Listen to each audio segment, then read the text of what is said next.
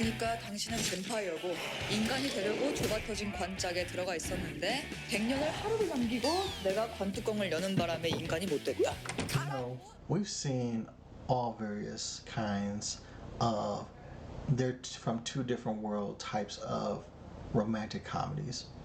Things like traditional romances like Pretty Woman, or even fantasy romance comedies like The Princess Bride. And then we've seen plenty of vampire comedies, like in the 80s camp My Best Friend is a Vampire, which I absolutely love, or the quintessential 90s vampire hunter, Buffy the Vampire Slayer. But as usual, Koreans switch everything up on us and they intertwine a new kind of vampire story that is a comedy, it's a romance, and it's supernatural. And there's a lot to unpack here, so let's get to it. First, you need to know that I identify my bias. Now, I like most vampire tales, but when it switches to like a comedy or romance, I'm mostly out. So I'm gonna give casual viewer vibes on this one, meaning that, you know, I'm not the target audience for this. But, you know, that's my perspective on here. But I'll go ahead and actually give a shout out to you main target audience members of what you guys are looking for on there. And I figured, hey, you got to know what bias your reviewer has so that you can go and actually make an educated decision when you're going to actually make a decision for yourself. You see, I watched the first 2 episodes of brand new content on streaming platforms to see if it's right for you. I watch so you don't have to. If you like how that sounds, do me a favor, click like, share, subscribe. And now, let's get into this review.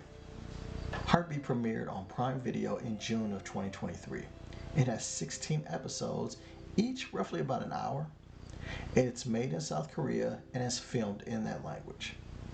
Now, there are English subtitles that are easy to read for those of us who are not fluent in Korean. And since I don't like murdering people's names, let me show pictures and names of the folks that it stars. See that one there? Oh, look at that.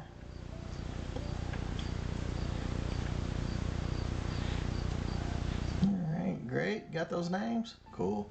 I do not like murdering folks' names, so there you go. So here's a story that we have for this one. It's a romance drama about a semi-human vampire named Sonwoo Hyo. Yep, that's me pronouncing stuff. From here on out, he's gonna be Song. He's gonna be the vampire, okay? Who failed to become a human by a day out of 100 years. And a woman named Ju. That's who she's gonna be for the rest of this view.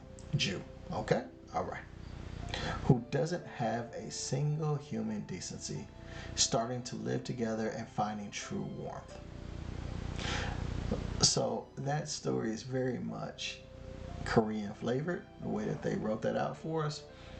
So let me go ahead and actually give you my expectations for this kind of series as a casual viewer. So for me, first and foremost, I gotta at least like a couple of the characters just to be hooked into the story. I mean, the story can be tolerable, but if you don't have likable characters, I'm not engaged at all in this. So I've got to go and actually have that, as well as having the characters engaged in some crazy, fun, timely comedy that'll entertain me throughout the whole entire story.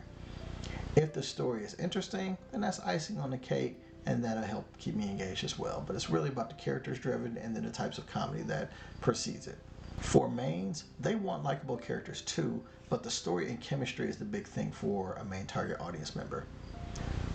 In the romance aspect of things, a main audience member wants to see the couple grow closer.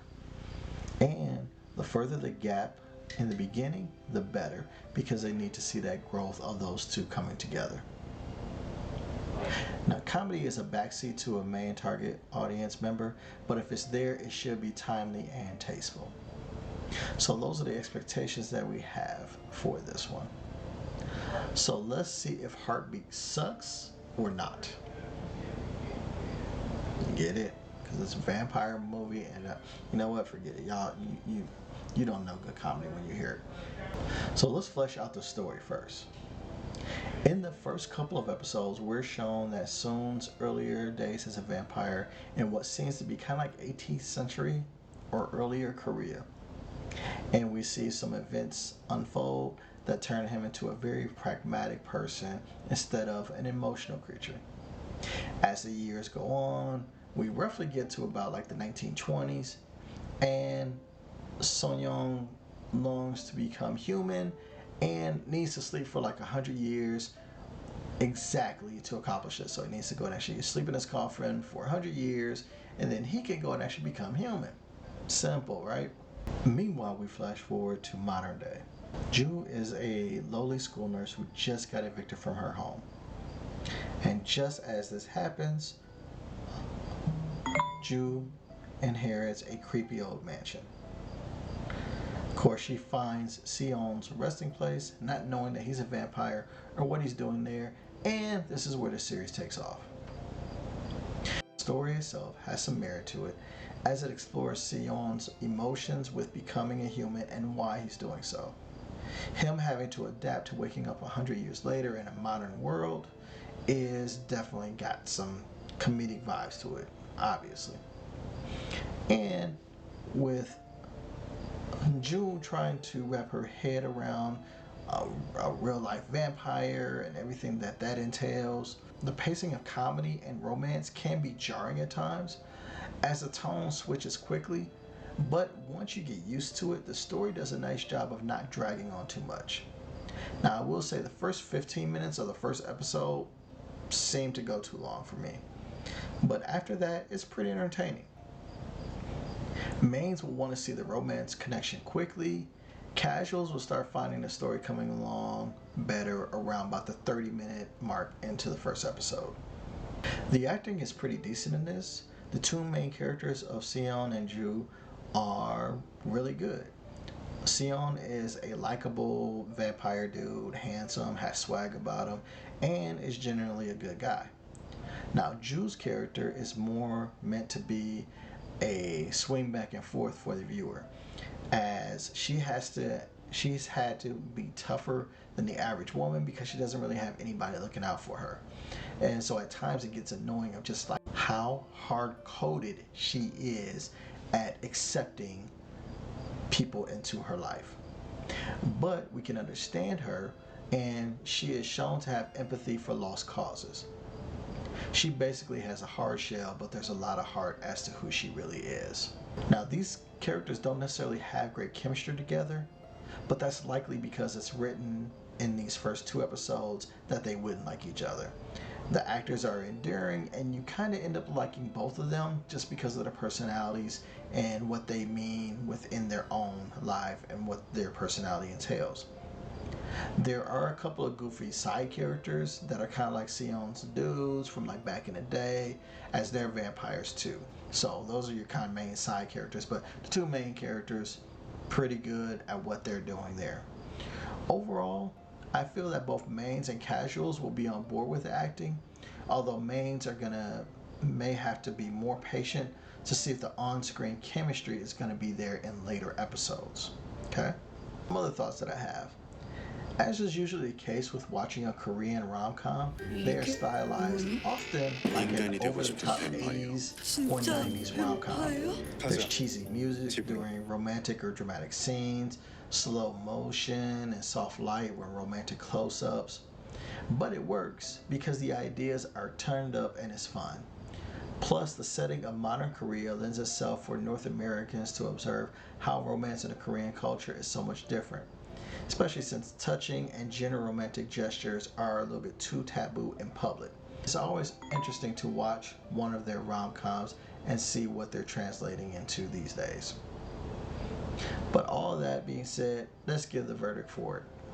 I'm going to go ahead and actually say for both main and casual viewers, watch the first two episodes. The setup is done fairly well in episode 1 to have the viewer empathize with who Sion is and why he's doing his thing. It's also a cool time travel from the 18th century to modern day with styles, clothes, etc. And you'll see how this version of a vampire differs from other incarnations. The second episode gets us on track with the modern version of things and how both characters are navigating modern day and relationships with each other. There also does seem to be a promise of a love triangle somewhere within the series as well. So again, for both main and casual viewers, I'm going to recommend watching the first 2 episodes. And that's what I have for Heartbeat on Prime Video. Check it out. 이게 뭐야? 인간이 되고 싶은 뱀파이어. 진짜 뱀파이어? 가자, 집으로. You stayed for the entire review, so I must not have sucked. And if that's true, go ahead and actually do a like. Better yet, go ahead and actually subscribe to the channel if you haven't already done so. But if you do at least have a little bit of time, you could check out one of these other videos that that the algorithm seems to think that you might like of mine. But until the next time, I'll holla at you. Take care of yourself.